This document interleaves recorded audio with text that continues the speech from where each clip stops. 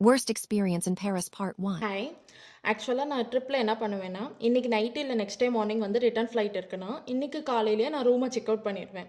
நான் full day லக்கேஜோட travel பண்ணி night ஃப்ளைட்னா ஏறிடுவேன். Next day மார்னிங்னா நான் நைட்டு ஏர்போர்ட்ல ஸ்டே பண்ணி ஃப்ளைட் எடுத்துக்குவேங்க.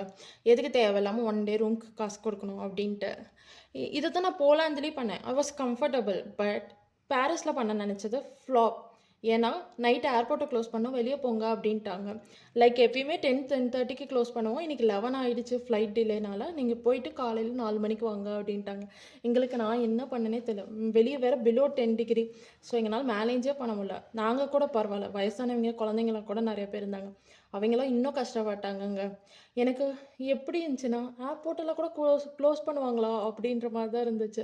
அப்புறம் போய் ChatGPTட்ட கேட்டா, இங்க மட்டும் இல்ல, இன்னும் நெறைய கண்ட்ரீஸ்ல இந்தியால கூட ஏர்போர்ட்ட க்ளோஸ் பண்ணுவாங்க அப்படின்ட்டாங்க. எனக்குலாம் என்ன சொல்லனே தெரில. ஸோ இனிமேல் நான் நைட்டு ஸ்டே பண்ணிட்டா ஏர்போர்ட்ல, இல்ல வேணாமா? அப்படின்ற மாரி தான் இருக்கு.